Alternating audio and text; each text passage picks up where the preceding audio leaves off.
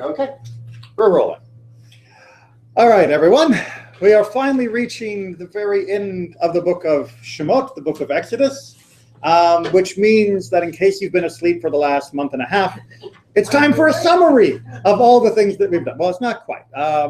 There are 5 times in the Torah when we get instructions concerning the Mishkan and its implements. And we are now drawing to the close. So we've had the instructions of what it's supposed to be. We've had the instructions to the constructor to be and for the gathering of the equipment and supplies. And now we're getting the instructions of its construction. Not the instructions, but the description of its construction, and then its actual erection. So it gets really, really complicated. But we're going to look at something today that has not been mentioned in great detail before now. There was a little bit mentioned, but it kind of popped out of nowhere. So what are some of the things we have talked about so far? I mean, obviously, we have the Mishkan in general, but what sort of things go into it? Its construction or its implements? Come on, people. Give me a list. Give me a list. Yeah? The menorah. Okay. Menorah. Very nice. The table, the shulchan. Exactly. Come on, what are the things then? The raiders of the ark. Thank you. And the poles to hold the ark. The poles. And the planks for the actual Mishkan itself. What the priest wear. And the sockets. And the clothes. I'm going to say generically because it's way too long of a list otherwise. Anything else? The curtain. The curtain. And also the outer cover, the cover for the Mishkan itself, and the outer fence, perimeter barrier. What's that? The utensils, the fork, the prong, the pans, right? Yeah. All of the fire pans.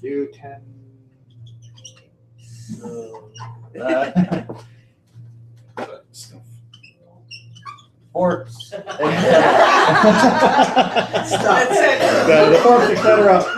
Yes, I'll just edit that out later. But there's something you haven't mentioned. What's that? Okay, the altar. There's something you haven't mentioned. There's something that makes a splash.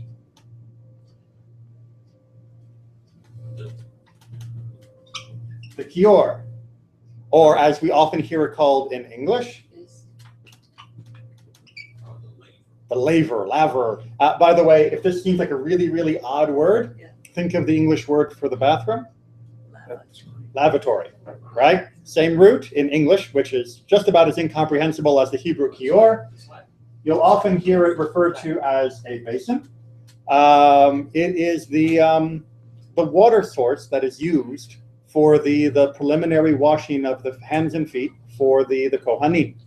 And if you don't remember it, despite having been discussing this for weeks, that's because it's only been mentioned briefly before this parasha. And so we're going to talk about what it was, why it was, and how it was, and get down to the details. Okay. So we're going to cut to the chase because we are a little bit low on time, because we were having our preliminary discussion before the class about Israeli politics. So if you get to page 562,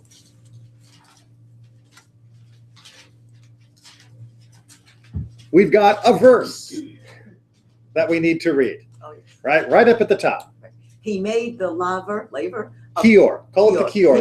That's what we're going to be calling it because it's a lot easier. If you want to call it basin, that's fine. But laver, who knows? That's yeah, right. He made the kior of copper and its stand of copper from the mirrors of the women who performed tasks at the entrance of the tent of meetings. He made the enclosure. That's it. That's it. That's it. Oh, that's the whole thing. That's the whole thing, right? So we made this kior from what? Copper. From copper. And where did the copper come from? Was it just, from ingots and necklaces and other donations? Mirrors. From mirrors. And mirrors of who? The women. Now, for those of you that are Hebrew mavens, show me the word women in the verse. Oh. Need to move a little closer for my old eyes. Right? Marot are the mirrors, right? The looking things. What's that? What art sofot? I don't know, but it's a feminine plural noun. And that's our word. Okay, so ot is the word that is being used in the translation to mean women who perform the tasks. Because the root could mean workers or doers. And so that's how it's being translated. And there's a bit of an argument about what were the tasks that were being performed. And this is definitely a feminine noun. So it definitely seems to be women. What were they doing here? And what does this mean? So that's where we're going to start. Because it might strike you as odd. It certainly did me and many of our commentators over the ages. That there would be such specificity for the ingredients for the kior. Because after all, where did the wool come from for the parochet, for the curtain? Where'd the acacia wood come from? Acacia trees, thank you. Right? Right. Where did the gems come from? Now we have midrashim for many of these things, but in the Torah itself, there's no delineation that these need to come from source X, Y, or Z. The closest we get is some of the gold that is collected that is from jewelry. It's said rather collectively. Whereas here we have a specific group of women, apparently, that are providing a specific item that is being used for this part of the Mishkan that has never been discussed in great detail before, right? The dimensions and the description of its construction didn't come way back when we first began in Truma and Tetzaveh. Its usage was described in Ki Tisa, and we'll get to that eventually. But we never got any details about this until now when it comes to its material composition. So, if that's weird to you, then you understand why we're discussing it today. All right, so let's go ahead and just start off with a nice general proverb. Listen, my son, to the musar of your father, and do not abandon the Torah of your mother. All right, so lovely line from the very beginning of Proverbs, talking about chokhmah, about wisdom in general, saying that there is the musa, there is the discipline, the direction, the moral guidance of your father, and there is the Torah of your mother, and we need to have both. So keep that just sort of floating in your mind as we get on. So our first midrash is going to come from Rashi. The Israelite women. And by the way, as always, as almost always, when Rashi is giving a midrashic interpretation, he did not invent this. He is drawing it from the midrashim of 1,000 years before him. He is simply paraphrasing in some cases in order to put one midrash in place to explain a particular verse. The Israelite women had mirrors that they used when they were adorning themselves, but they did not hesitate to bring even these as contributions to the tabernacle. Okay, so Rashi's basic idea is the women had mirrors. Why is it the women's mirrors that are being used? Because women have them. Women have them, that's right. Because women have mirrors. Men don't have mirrors. And why do women have mirrors? We have to make sure that we look You have to make sure they look nice. Yeah. Okay, so that's the foundation. Before you get uncomfortable, we got to keep reading.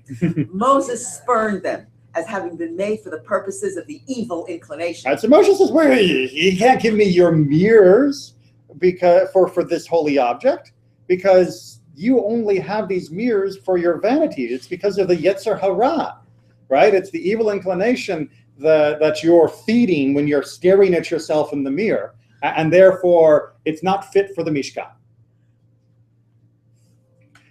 I can't help it. Is that analogous to Musar? Let's keep going. That's why. Yeah. Exactly. Yeah. Well, the important part is Moses gets shouted down. The Holy One said to him, by the biggest shouter of all. accept them. They are more precious to me than all the rest. Right. These mirrors, presumably that's the pronoun is aiming at, are more precious to me than all the rest. The alternative pronoun, of course, would be saying the women are more precious than me than all the rest. But in the narrow reading, rather than the most expensive, we would say that he's saying the nation of these mirrors is more precious than all the gems and jewels and acacia wood and dolphin skins and other things. Because for by means of them, the women produced vast armies of Israelites in Egypt. When their I know. Why is the word vast armies being thrown in here? Because they're being thrown into the sea so that they wouldn't develop armies. Partly, but it's also linguistically significant. So this is one of the things that happens when we try to do midrash outside of the Hebrew. If you go back to our line 8 in the text, right, we had this wonderful word hatzivot, Oh, like Subaot. as in Oh. zivaot, right, which is the Hebrew word for legions of armies. And so God in the midrash is making a play on words. Why are these women called zivot? Because they are the ones who made Sivaot, who made legions of Israelites. They're the mothers of armies. They're the mothers of armies, exactly. That's what that title means. And that's why that odd word was chosen to use, rather than just women, for the mirror owners. Because it reminds us of the armies of our people that these women produced. And how did they produce them? With the mirrors. When their husbands were exhausted from the ruthless toil imposed upon them by the Egyptians, they would take them something to eat and drink and would bring along the mirrors. Each of them would look at herself and her husband in the mirror and entice him, saying, "I'm better looking than you are." Now, this may have been pillow talk in the ancient world. I personally, I'm not entirely sure why this is arousing, exciting. And oftentimes when you see this midrash, quoted, they'll leave out the quote of exactly what they would say. They would just say they would use the mirrors to entice them or to arouse them, which may be safer for us. Let's just suffice it to say that culturally, that was a great opening line. And this is sort of at the time when the Pharaoh was killing the Egyptian boys that were being born, and so the men were not having relations with their wives in order not to have babies that would be killed. And that's a much longer midrash that focuses on the prophetess Miriam, who was the one who convinced her father not to go along with that. But definitely there was a problem with that whole "why are we having kids" kind of thing. Either because they're just going to be thrown into the river, or just in general, if you're involved in backbreaking slavery, at the end of the day, amour is not exactly on your mind. It's just, where can I collapse until I have to do this again? So in this way, the women would arouse their husband's desire and have relations with them and conceive and bear children. And from the Song of Songs, it says, "Under the apple tree I roused you." So the words of our verse can be translated, "By means of the mirrors, the women made armies." Okay, so it says, bi marot, by means of the mirrors, hatzivaot, armies, right? The legions is how the verse is being read in this expansive midrashic way. Sound good? Mm-hmm. So why was the basin made from the mirrors?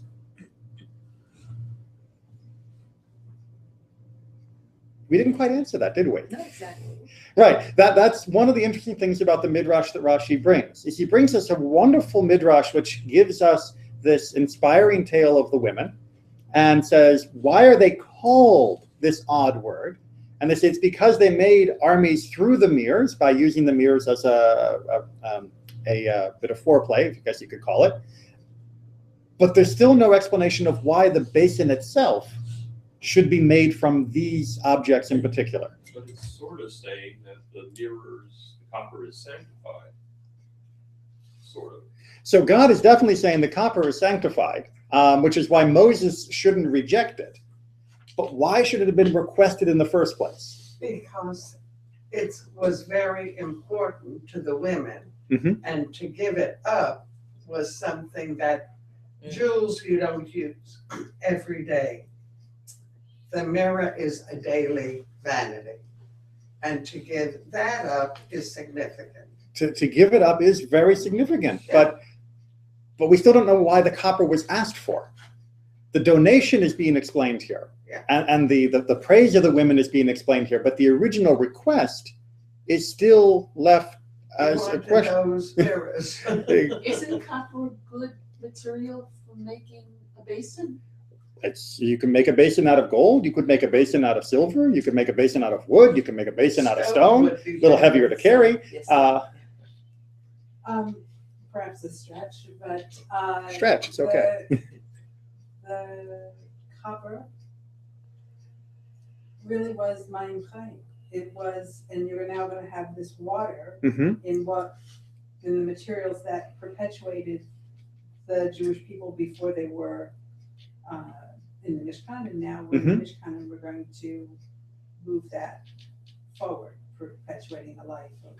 So that this reflects the life-giving that these mirrors provided in Egypt by inspiring the people to make more people. And that should mirror then the life-giving properties of the water that are part of the overall Mishkan, which is a symbol of our connection to the living God going forward. I like it. Very nice. It's actually beautiful. I wouldn't call that a stretch, but I wanted to point out that Rashi doesn't actually seem to answer that question by himself. So let's see if we can get maybe someone else to try and answer it. Another one of our tradition. It may refer to the women who came regularly to pray at the tent and to study the commandments. All right, so Ibn Ezra says this is not talking about Hatzivaot women, the women who make armies. This is talking about women who did things at the tabernacle. And what did they do? They studied, right? These are women who came and prayed at the tabernacle and who studied there. Not studied inside, no one except the Kohanim got in, but studied around it as devotees, you might say. They had abandoned all the vanities of the world. Hence, they gave up their mirrors, which they no longer needed. For ordinarily, women have no other occupation than to beautify their faces every morning in copper or glass mirrors and to arrange their hats. Absolutely. I'm getting ready to duck. For the customs of Israel were the same as those preserved to this day in Islamic countries. Which is where Ibn Ezra lived. The verb does not mean to perform tasks, but to show up in armies, for there were so many of them. The Torah does not record the amount of metal used, for it was a direct function of the number of mirrors offered. All right, so he answers a question that we haven't asked yet, which is why doesn't it tell us how many lumps of metal there were, how many talents or other measurements? It's because it was dependent. It was a variable. And the main thing was there were armies of women. Not they made armies. They themselves were an army of devotees. And of course, the highest form in Ibn Ezra of showing that a woman was truly devoted to God would mean she gave up her mirror, because otherwise, what are women always doing? But on the other side, if you look at religion in general, Judaism specifically, women always seem to be more spiritual than men. They seem to be more attached to the service, to Torah, things like that. That it's much more of a feminine characteristic than a masculine characteristic. And so that may be throughout all time, including, in the desert. I don't think that Ibn Ezra would have agreed. In his perception of women in general, it seemed to be that he felt that most women were occupied with the material world and with, in particular, their own beautification. Now, I'm not saying that Ibn Ezra's opinion of women is right for all time. I'm not even saying that he was right about the women in his own time. But that does seem to be what he himself meant. I disagree. I'm not comfortable with this Ibn Ezra for a sort of different reason. Take gender out of it for a moment. Just take a group of people who want to donate something to this endeavor. Right. When people give charity, and it's through a fund, often there'll be a computer prompt that says, is this a restricted gift or an unrestricted gift? And I would think that the group that wanted to make this donation was making an unrestricted gift. It was determined because of the material of these mirrors, it would be best suited for this. Just a thought. That they wanted to donate mirrors, and it happened to be that mirrors were perfectly suited for the kior. And it wasn't that was an original design plan. It's just, oh, look, we got a whole stack of mirrors. You know where those would work well? That's on the receiver's end. Right. On the giver's end, we want to be part of this. We want to Of the give Mishkan something as a general. that is precious to us, and that's why I disagree with the Ibn Ezra. Well, and so Ibn Ezra, it presents a very odd contrary to Rashi, right? In Rashi, what were the mirrors used for? Fertility? For sex, essentially, right? For making sure, Seducing the men. for seducing the men. And is that a good thing or a bad thing? At that time, a good thing. According to God in the Midrash, it's a good thing. Okay. But remember, Moses in that Midrash was uncomfortable with that. And Ibn Ezra seems to be echoing Moses's initial discomfort, almost by saying that the only way these could be accepted was that the woman had given up sensuality altogether. And that seems to be at odds because it was sensuality in the Rashi that kept our people alive. So which is the right path? But if they gave up sensuality altogether, Mm-hmm. then the mirrors don't have any meaning anymore because they're not attractive to the women. Exactly right. They're not a sacrifice to give it. And it's not precious. And it's no longer precious, right? Which is is, saying, where are you taking? I don't need this anymore because I'm beyond all of this vanity stuff. But if all of the women were beyond all that vanity sort of stuff, Yeah, right. where do babies come from? This seems to the stork, exactly. This seems to be presenting a bit of a conflict. In the one hand, we have Rashi saying, no, even something that was inspired by desire can be used for a sacred purpose, whether that sacred purpose be the kior or whether the sacred purpose be the making of more people. On the other hand, Ibn Ezra is saying it's only when you've elevated yourself beyond that physical side that you've truly reached the right state, that now your mirror could be useful, because otherwise it's tainted with this notion of desire. And that seems to be in great conflict. Have we established that these women are righteous women, or could they be prostitutes? Who might be giving up their way of life, Yes, yes. their profession, right? There's nothing specific within it to say. Certainly, in their own way, both Rashi and Ibn Ezra are praising the women. Rashi is praising the women for giving up something that was used in such a precious way to make sure that our people would survive even when the men were giving up. And Ibn Ezra is saying that these women are righteous and therefore their leftover mirror is also precious. And if someone was changing their life from one of that lifestyle to being righteous, certainly that would fit in with the idea that this was an important contribution. But we don't really have any firm hook to hang it on. We're talking about the Mishkan. Yes.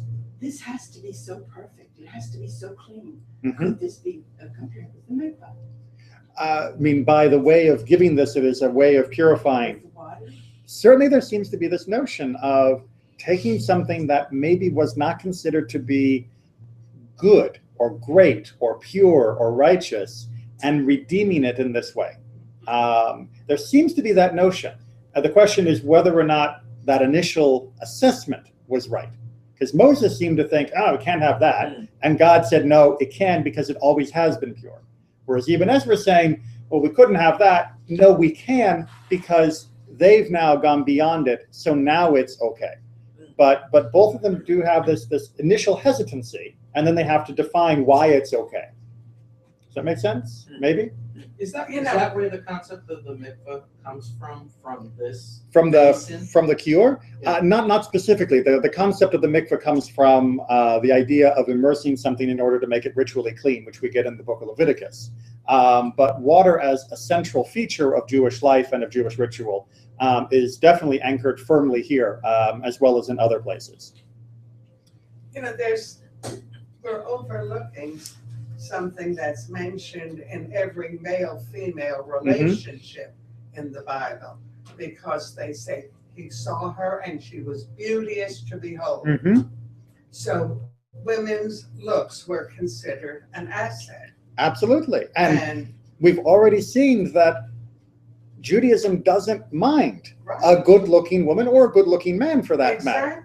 Joseph gets praised, as well as many of the matriarchs, and throughout the whole Song of Songs, which we've already quoted from in the first Midrash, both men and women are praised for their physical beauty, up, down, left, right, and center. The mirror is not an evil thing then. And that's why Ibn Ezra's comment is so unusual. because it seems to be almost portraying these women as like a kind of nun. That they are becoming monks, giving up on the physical things and the way of the flesh and all of that. And that is not really the path that Judaism endorses. We usually prefer to sanctify the physical, not to escape it. All right, so let's try another interpreter. Approaching this holy domain was intended to show that the women wanted to hear the words of the living God. That this was an acceptable practice is already documented in anyone who wanted to seek out the Lord would go to the tent of meeting. The women who had donated these mirrors indicated that they had overcome their sense of vanity. They considered jewelry and the need for it a human weakness. Moreover, they knew that the time when these mirrors had been of constructive use was past. All right, so Sforno kind of blends Ibn Ezra and Rashi. Right? He sort of says these are women who have reached a higher stage, but we also remember that the mirrors were constructive back in Israel or in Egypt when we needed special effort in order to get the men in the mood. But now, really, the women are trying to move past the physical vanities. That doesn't mean sensuality is wrong. It just means over adornment or over focus on the self and vanity is wrong. Does that make sense? So it's sort of a compromise position. I'm just kind of struck by each of these ones, how accepting of the fact that women want to hear the words of the living God, and that of course they should go and learn and study and do right in the thick of things. Yes. The fact that is surprising is upsetting, because it shouldn't be.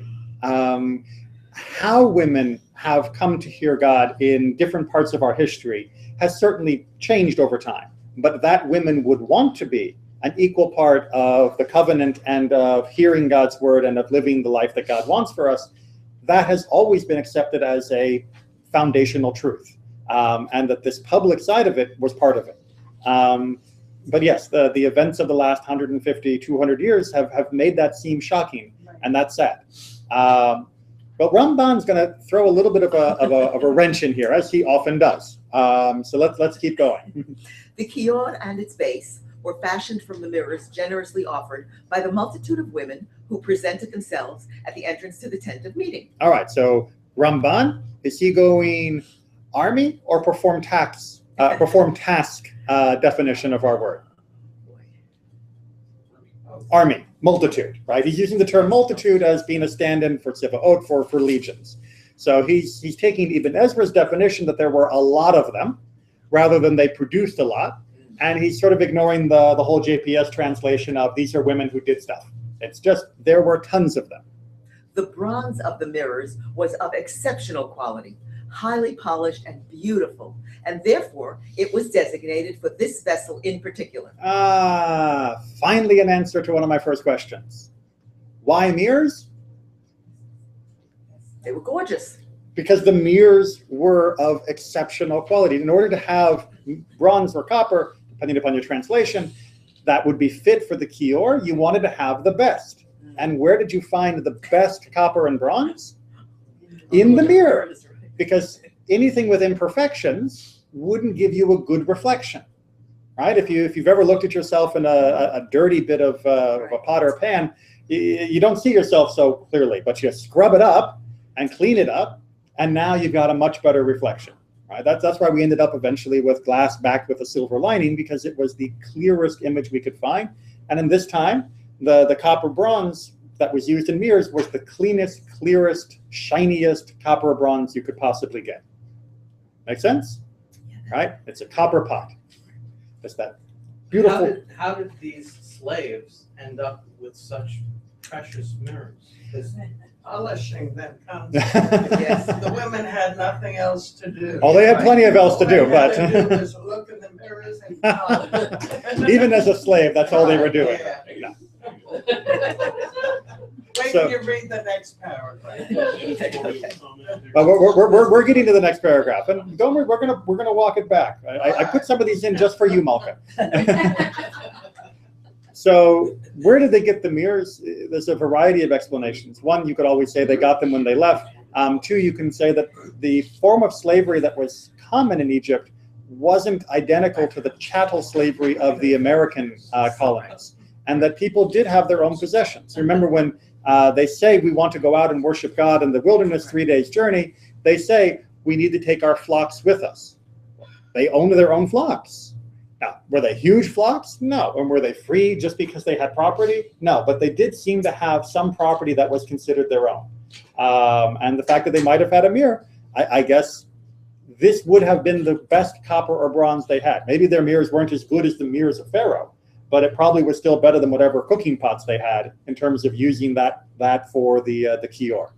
That's the best explanation that I can think of. But they also took out all of these things that the Egyptians gave them. Correct. Although if we're going to also salvage the midrash of Rashi of them going out in the fields and using the mirrors as an aphrodisiac, then they had to have them during the period of slavery, not just the exit. Okay. And they also understood that this kior would be used for the Sotah test. And they joyfully volunteered to bring all their mirrors for this purpose. Purpose, thank you. That's what happens when I type. And then, what is the Oh, it was sota? for this purpose. Purpose. Yes, purpose. Yes. Boy, did I read a lot into person. Okay, for this purpose. Yes, that's mistyping of one No, translating. that's right. Yes. So Yes. what is the sota? That's where you accuse a woman of adultery and you have to bring her there and you give her this bitter water to do. You mix the. Okay, the test of bitter waters in the book of Bamidbar, I believe it's chapter 11, where a woman is suspected of adultery, and when she goes to the Mishkan, they take water and they take some of the earth and they take the scroll that has a curse, a blessing written on it, and they mix it all together, and she has to drink it. And if she's guilty, bad stuff happens, and if she's innocent, she's okay. So why would the women be keen to participate in this? Because these mirrors would show the true reflection. And they believed that a woman, they would give the woman the more benefit of the doubt, and that her true reflection would be shown through and she'd survive. Clearing the woman's name. Right? The Sota ritual is often portrayed by people who are not very conversant either with Torah or with rabbinic interpretation of Torah as being anti-woman. But in fact, it was a step forward from allowing a husband to simply execute or kill his wife or divorce her without any compensation because of suspected adultery. He needed proof, and if he lacked proof, he would have to be reconciled to her through this test. So although it was testing her, technically, it was more to clear her name than it was to punish her. And so the idea that the women would be happy that there would be an implement of the Mishkan that could be used to clear their names and reconcile them with their husbands and get over his jealous rage, that is something that apparently they were very happy to participate in. It's like, thank God you're giving us an implement that we can actually tell him to cool it and that we've never been unfaithful. To prove our innocence, exactly. I'm happy to contribute to something that will be there permanently to prove our innocence in the face of this kind of jealousy. So that would be another reason, says Ramban, of why the women in particular would want to have this, as you put it so eloquently, a device to reflect their true nature, their innocence, in the face of this anger. Which leads us to a question from Sota itself. This is from the Mishnah talking about the practice. If she had any merit, this held her punishment in suspense. All right, so if you've never studied the Sota before, let me explain. According to the rabbi's understanding of Sota, when the woman would drink the bitter waters, if she was guilty, then her belly would distend, her thighs would fall off, basically, and she would die. Right? Not very attractive, very nice. If she was innocent, nothing bad would happen to her, and in fact, she would have children, and they would be blessing to her and her husband, and everything is nice. However, the rabbis threw a wrinkle in their understanding. They said that for some women who were guilty of having committed adultery, but without any evidence that could prove it, their merit in other fields would suspend that judgment. Meaning that she would drink the water, and even though she was guilty, she wouldn't suffer the effects immediately. They would be 3 years later? Yes, it would be delayed. It would be delayed. This presents a problem. As we keep reading, we'll find out why. There is merit that holds punishment in suspense for 1 year. There is merit that withholds punishment for 2 years. There is merit that holds back punishment for 3 years. All right, so yeah, you know what? She could go 3 years without having any obvious side effects of having had the bitter waters. And then it catches up to her because she's now burnt through the merit that was holding it at bay, right? She's gone through her savings account. So if they were to extend this past the 3 years, if the woman becomes ill 10 years later, they could go back and say it's because she was really an adulteress. That's one of the problems. Or flip it the other way. A woman drinks the water there at the Mishkan and nothing happens to her. What might people say? She's guilty anyway. She's guilty anyway. She's just using up her merit. Oh. And in fact, the irony would be, the more righteous and meritorious the woman was known to be, the more likely people would assume that it was her merit that was holding off any possible punishment. Ay. Which is why, From this, Ben Azai infers, it is a man's duty to teach his daughter Torah so that if she must drink, she should know that the merit will hold her punishment in suspense. so Ben Azai uses this as a reason that therefore you have to teach your daughter Torah, right? Why? She won't die when she drinks the water. She'll One do what- interpretation Right. is that merit will keep her from dying when she drinks the water, having committed adultery. Is Ben Azai really interested in saving actual adulteresses? Maybe he thinks that by reading Torah, she will know which things bring her merit and will do more and more good things all along, and that would balance out if she were. That would balance out what? And prevent her. And prevent her from actually committing adultery, right? You need to teach her Torah so that she won't commit adultery, and so that she also won't misunderstand when she sees other women not suffering the effects of the bitter water, and yet she may know we're actual adulteresses, right? A woman has to understand how this whole system works. Otherwise, she's going to be hanging out with the sewing circle, and her friend's going to say, yeah, I did the bitter water like 6 months ago, and man, I tell you, I've been sleeping with every guy you've ever heard, but nothing happened to me. Ben Azai says your daughters need to know that what she is saying is not true, because it is going to catch up to her. You need to have Torah in your daughters so that they will understand how this works, so they will not draw the wrong conclusion by a woman not suffering from this issue. However, Who could argue with that? who can argue with that? Well, Rabbi Rabbi Eliezer Eliezer can argue with that. Rabbi Eliezer says, if any man teach his daughter Torah, it is as though he taught her lewdness. And Rabbi Eliezer, who is often quoted, unfortunately, out of context in the modern world as a reason to deny women Torah education, why is he saying don't teach her Torah? Well, because now she knows her merits will outweigh adultery, so she can do adultery, but if she does enough good things, Yeah. she won't get punished. She can do the math, right?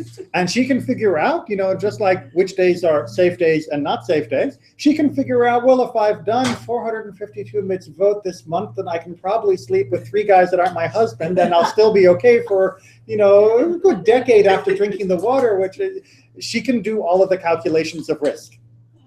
That if you teach her Torah, she'll figure out how to game the system and be able to do whatever she wants without having to suffer any punishment in this life. This is so contrary. No. That Judaism stands for. Yet you had Moses, before his father-in-law came on, spending his entire life being a judge. And I presume it was these kinds of, a husband comes to Moses and said, my wife has been unfaithful. Oh, I think so. Right?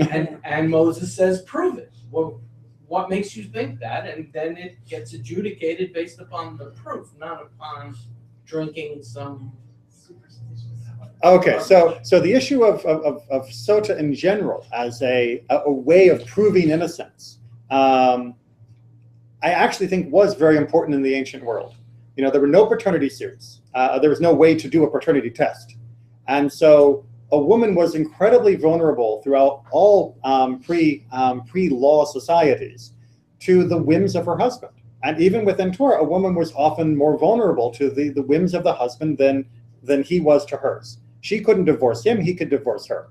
And in the ancient world, outside of Torah, women could be executed just because the husband said he thought that she committed adultery. It's fine to say in a law system, therefore, if he has a problem, he has to bring the proof. That doesn't get husband and wife back together again. But this discussion negates that whole thing. Because now you're saying that there's a flaw in the system and she'll know how to game it. And that's why eventually the entire system of sota is repealed. Or I guess if you want to be technical, put into abeyance. Right? There How long are, does that take? what's that? What's that? Well, at the moment, the very, very important part, if you read through Masechet Sota, either the Mishnah or the Talmud even more detail, this was stopped while the temple stood. Great. Right? No, it's one of the more powerful statements of there were certain traditions and laws that were stopped because they were no longer applicable to the communities that they were serving. And that's what they say explicitly. They say when licentiousness increased, this was stopped. Because at this point, both men and women were doing so much, so wrong, and with so many different people, that they were making a mockery of this. And you couldn't tell that this was right or wrong, and it was just a joke. And so they stopped it. And the idea I want to come back to bring us back to our original topic is, I just noticed that we haven't set that clock. To bring it back to our original topic is this notion of Ramban's explanation that it was because of the Sota ritual that the women were willing to donate their mirrors, even though people would think that during the Sota ritual, it was the woman's fault because it was her licentiousness. Maybe I need to clarify that a bit more because we still have these holdovers from Victorian and puritanical American values. In most biblical minds and in most of the ancient world, and really in many parts of Europe up until the Victorian times, women were considered to have a powerful sexual urge. I know we're now supposed to pretend that no woman actually wants to have sex and she's only doing it to be a good wife or whatever, and it's only in the confines of this, that, and the other, and otherwise she has no desires. Poppycock. The whole world has always known that women, like men, are interested in intimacy. And what the Torah is saying here, according to these interpretations, is that yes, and women are also able, just like men who are supposed to conquer those urges that lead them in the wrong direction. And in fact, they're willing to put down their investment on the vehicle that will prove they're innocent. Right? They're saying, look, tell you what, you want to take the symbol of my vanity, of my lust, I will put it down on the table as a bet that the time you want to accuse me of having done something wrong, I'll be proven innocent. Because that's showing you what I am. I am not just an object of desire and lust and whatever that is preening myself to seduce men. I am willing to come and hear Torah. I am willing to put my mirror down, and I am willing to bet you that I will be cleared and found innocent. And I'm willing to stake that, is what they seem to be saying in this combination. And the very notion that women would have enough merit to supersede a possible punishment, I think is an incredible statement to the view of what the rabbis felt about women's merit in itself. When I think about it, they're saying that they would have been meritorious enough that they would escape the death penalty. That's a pretty substantial stock of merit on someone's side. Do we have examples, I guess that's the word I want, of the Sota ritual working? No. No, there's no example of this ever being used to convict anyone, or being used for innocence, for that matter. Not used. Mm-hmm. Well, if it wasn't used, obviously it didn't have the effect. So I guess there's no one throughout Tanakh for using just the biblical period that goes through this. Okay, so that makes my point, my question sort of moot. Okay. The ritual as described is fantastical. Yes, in the literal sense of the word. Yes, it's one of the most magical activities ordained by Jewish law, and that's why many people are uncomfortable. It's why many people feel that the law in the Mishnah and the Talmud that describes it is incredibly restrictive and legalizes it so that it no longer is just fantastical, and why also the Talmud is explicit in its rejection of doing the ritual in the first place. They say that a man who accuses his wife of doing this and does all of this is an idiot. That the man should never initiate this process in the first place. That's where I was hoping to go. It's great. So that comes in the end. And what they also say, why, and one of the reasons why they revoked this whole process, even while the temple stood, was that this ritual only worked to convict the woman if her husband was also innocent. That is to say, if he was fooling around, she wouldn't get punished. Even though she was fooling around with someone else, he could not convict her of a crime that he was also committing.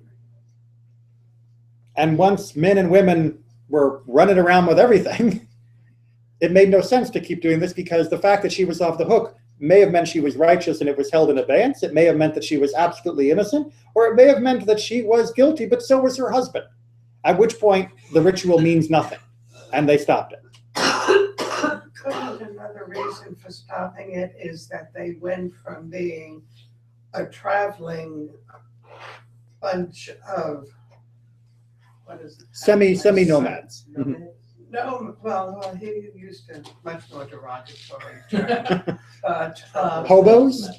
Well, they developed it. Vagabonds? Because they had to come into Canaan Mhm. and destroy the armies. They were a tough group of people. Yes. They weren't scholarly thinking people. They were warriors. Well, those two are not an opposition. No, You can be both. They certainly aren't. But when they settled down and they built the temple, Mhm. they were urban. They were urbanizing. They were nothing like urban like what we think of urban. Right. Still, 95% of the people lived on a farm and farmed the land. But they lived on a farm. They didn't move. Correct. They were sedentary. And it's a totally different mindset then. And people can have time to think. When you're on the move, you make snap decisions. We can talk about that more, because a lot of philosophy comes from the shepherds who are on the move, but all the move is sitting there watching the sheep. But let's move on, because we're going to start walking our way back into our basin, into our kior, first through the words of Nechama Leibowitz.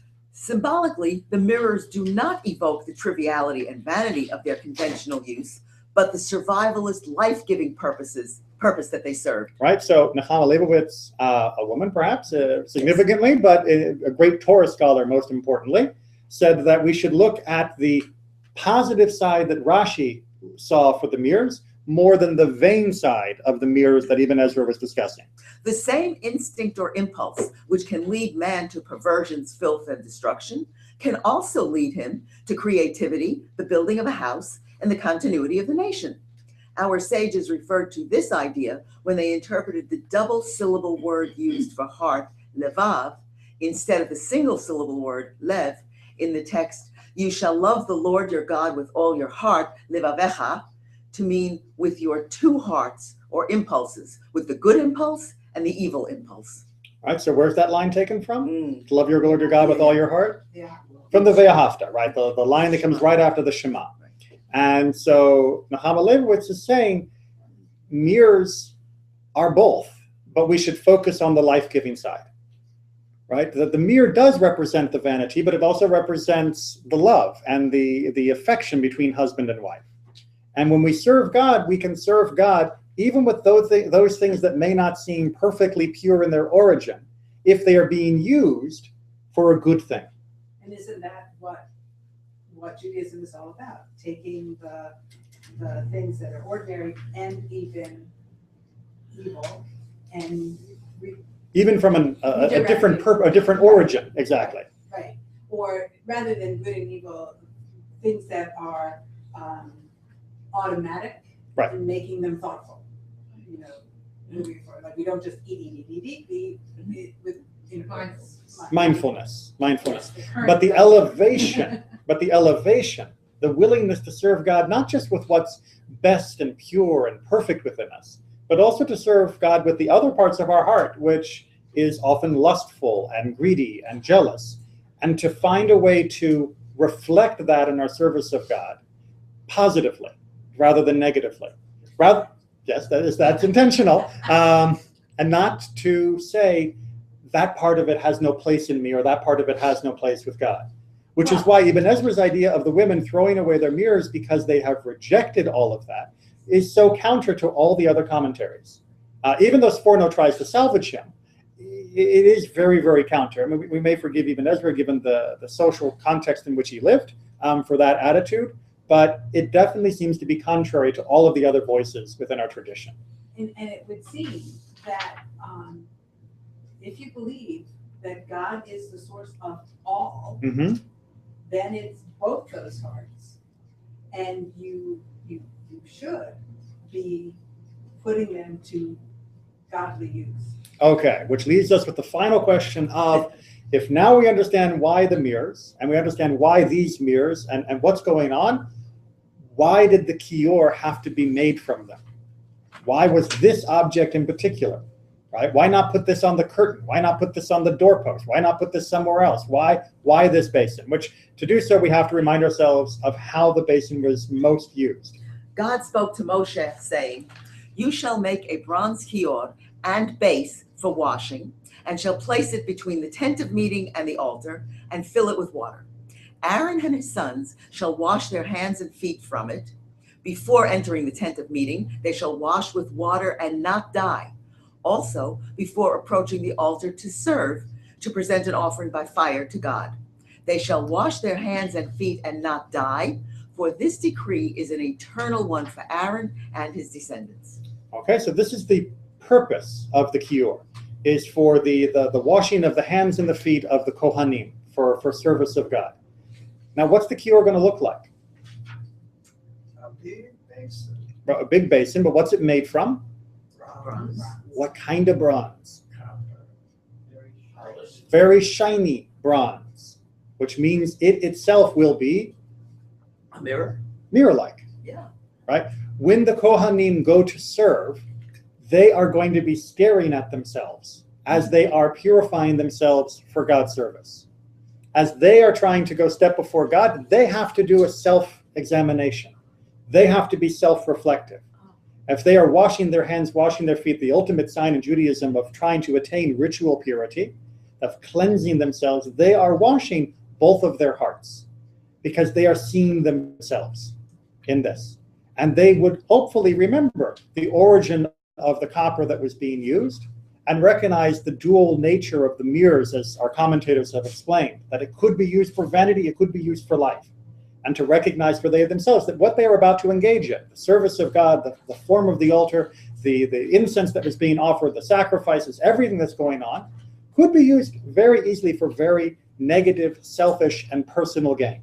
And indeed, we have numerous records of Kohanim fighting each other for the choicest bits of sacrifice, of fighting each other for the promotion to the next rank, and of doing all sorts of things that are not of their best heart. When they stared into this reflection, contemplated its origin and contemplated what they were about to do, hopefully that would give them the right direction and inspiration to serve properly. And we have to do the same for ourselves. The Jewish word, the Hebrew word that's used for prayer, right, lahitpalel, means to self-reflexively judge, right, to inquire of ourselves, to examine ourselves, which is what you do with a mirror. And you can do that not just for vanity and primping and preening, but you can do that for a true investigation of who am I and how am I serving God. But the evil queen didn't see that. No, she didn't. Isn't it? No, Mirror on the wall. the mirror itself is a tool that allows us, if we look into it for the right reason. So if the But- Kohen is evil, Mhm. when he looks at himself, He's going to see the finery of his clothes and he's going to be thrilled with the himself. status that he's in. Exactly I right. had someone that has that mirror, the evil Yeah, from Disney. you can buy one. I know. The one from the Sleeping Beauty. I know. Yeah. It's one of the saddest things that you can buy the mirror that tells you who's the most fairest of the all. It's kind of a form of daily affirmation. But Judaism has advocated for a different form of daily affirmation, of being self-reflective, of truly examining oneself, of trying to serve God with all of our hearts, of recognizing that even what is perhaps we feel unworthy of ourselves can be reflected in a positive way, that we can shine, and that this is both the Musar of the father and the Torah of the mother, that we have all of that within us, whether we are men or we are women, and we need to learn from all of these sources. And with that, we'll say good day to everyone. See Till you next later, time. everybody. Thank you. Are you sure? The weather's still not very good. I know. Good. Yes. Travel safe.